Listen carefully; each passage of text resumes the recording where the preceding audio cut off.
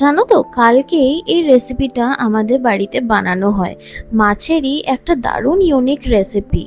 মা just 15 minute আগেই রান্নাঘরে ঢুকে বলে 15 মিনিটের পরেই নাকি হয়ে যায় এই রান্না। তারপর ভাবলাম যে না, এই রেসিপিটা কিন্তু তোমাদের সাথে শেয়ার করাই যাক।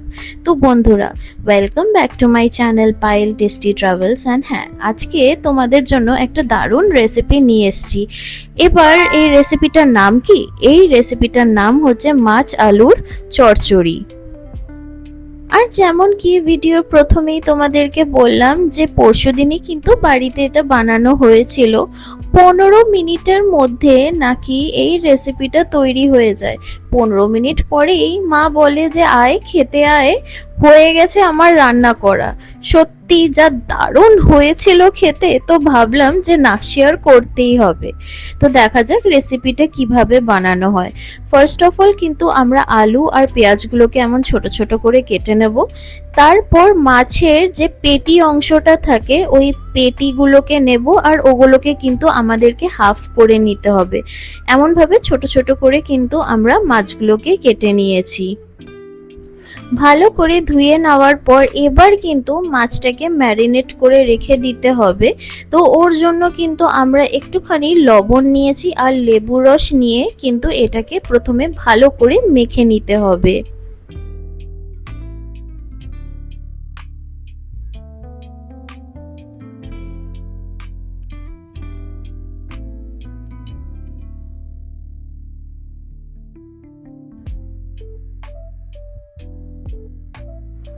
ওই 15 থেকে 20 মিনিট আগে ম্যারিনেট করার পর কিন্তু তারপর এর মধ্যে তেল, লঙ্কার গুঁড়ো আর একটুখানি হলুদ গুঁড়ো দিয়ে এই মাছটাকে কিন্তু মেখে নিতে হবে।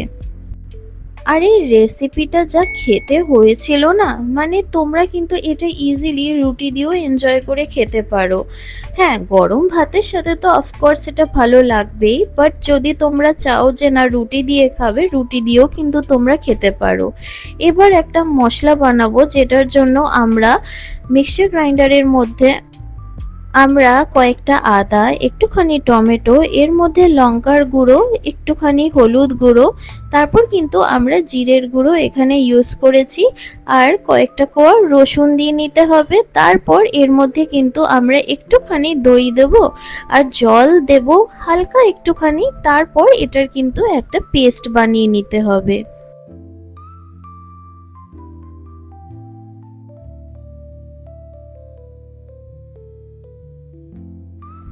এবার যে আলু আর পেঁয়াজটা যে কাটা ছিল এর মধ্যে আমরা কিন্তু মশলাটা দিয়ে দেবো। তারপর কিন্তু কয়েকটা কাঁচা লঙ্কা এমনি আমরা হাতে ভেঙেই দিয়ে দিয়েছি। তারপর কিন্তু মশলাটা মেখে নিতে হবে। আর হ্যাঁ, এমন টাইপের দারুণ রেসিপি যেগুলো একেবারে কম সময়, সেটা রেস্টুরেন্ট স্টাইল ডিশ হোক কি নর্মাল কমফর্ট ফুড কি দারুণ ডেজার্ট, একেবারে যেগুলো কম সময় হয়ে যায়, তো অমনি টাইপের রেসিপি পেতে হলে কিন্তু তোমাদেরকে এই চ্যানেলটা সাবস্ক্রাইব করে নিতে হবে। আর কিন্তু বেল আইকনটা প্রেস করে নিতে হবে, তাহলেই তো এমন টাইপের দারুণ দারুণ রেসিপিগুলো একেবারে তোমাদের নোটিফিকেশনে পৌঁছে যাবে। এবার একটা কড়াই নিলাম, কড়াইয়ের মধ্যে আমরা কিন্তু সর্ষের তেল নিয়ে নিলাম। তারপর তেলটা গরম হতেই আমরা কিন্তু এর মধ্যে জিরে দিয়ে দিলাম। তারপর আমরা একটুখানি তেজপাতা দিয়ে তারপর যে আমরা আলুগুলো আর মশলাগুলো যে মেখে রেখেছিলাম এর মধ্যে কিন্তু আমরা দিয়ে দিচ্ছি।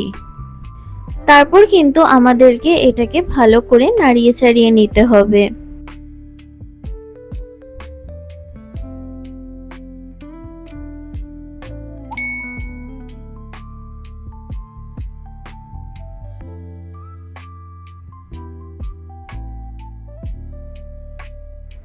এবার কিছু আমরা স্পাইসেস দেব। তো প্রথমেই যেন রংটা খুব সুন্দর হয় ওর জন্য কিন্তু আমরা কাশ্মীরি লঙ্কার গুঁড়ো দিয়েছি, আর একটুখানি আমরা হলুদ গুঁড়ো দিয়ে আর স্বাদ অনুযায়ী হালকা একটুখানি চিনি দিয়ে কিন্তু এটাকে আমাদেরকে ভালো করে মিক্স করে নিতে হবে।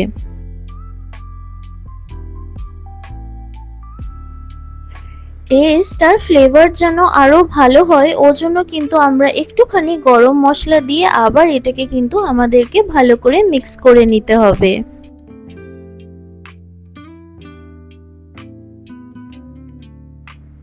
এবার কিন্তু যে মাছগুলোকে আমরা ম্যারিনেট করতে রেখে দিয়েছিলাম, মাছগুলো কিন্তু এর মধ্যে আমরা এক এক করে দিয়ে দিচ্ছি।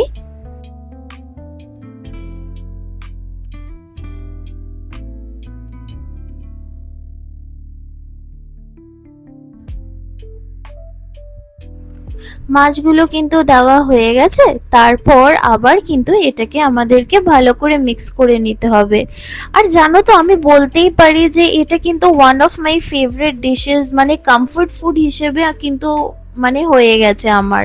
আমার এটা কিন্তু খুবই ভালো লেগেছিল। প্রথমে কিন্তু বুঝতে পারিনি যে মানে এইটা এতটা ভালো খেতে হতে পারে। নর্মাল কিন্তু আমরা মানে আলুর চচ্চড়ি কিন্তু সবসময় খেয়ে দেখেছি, বাট এমনি টাইপের খাওয়া কিন্তু আমরা খুব মানে রেয়ার দেখতে পারি।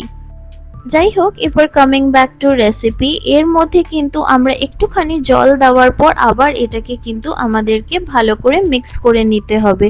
আর আলুগুলো যেন ভালো করে সিদ্ধ হয়ে যায়, তো কিছুক্ষণ আমরা এটাকে ঢাকা দিয়ে রাখবো। আর ঢাকা খুলতেই জাস্ট দেখো যে কি সুন্দর দেখাচ্ছে। এবার কিন্তু একটুখানি আমাদেরকে চেক করে নিতে হবে যে আলুগুলো সিদ্ধ হয়েছে কিনা। আমাদের কিন্তু এখানে আলুগুলো সিদ্ধ হয়েই গেছে। আর হ্যাঁ, এটা কিন্তু আমরা খুব একটা ঝোল ব্যাপারটা রাখবো না, একটুখানি মাখা মাখা হবে, অমনি কিন্তু কনসিস্টেন্সিটা হবে, তাহলে কিন্তু খেতে আরো ভালো লাগবে। দেখতেই পাচ্ছ যে আলুগুলো কিন্তু এবার সিদ্ধ হয়ে গেছে।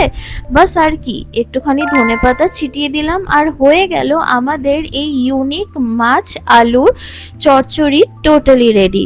So if you like this recipe, then please do like and subscribe my channel and press the bell icon for more such amazing recipes. আরও কিন্তু তোমাদের জন্য দারুণ দারুণ এমনি টাইপের ইউনিক রেসিপিস আসতে চলেছে। আর হ্যাঁ, তোমাদের ক্যাফে আপডেটসও কিন্তু আসতে চলেছে। So stay tuned everyone. আর হ্যাঁ, প্লিজ এটা বাড়িতে বানিও, কারণ আমার কিন্তু খুবই ভালো লেগেছিল। আশা করছি তোমাদেরও খুবই ভালো লাগবে। আর বানানোর পর কমেন্ট সেকশনে জানিও যে তোমাদের এই রেসিপিটা কেমন লাগলো। And thank you for watching my video. আবার দেখা হবে তোমাদের সাথে এমনই দারুণ দারুণ রেসিপিস নিয়ে। টিল দেন সকলে ভালো থেকো and bye everyone, have a good day and please make it and let me know how did you like it. By.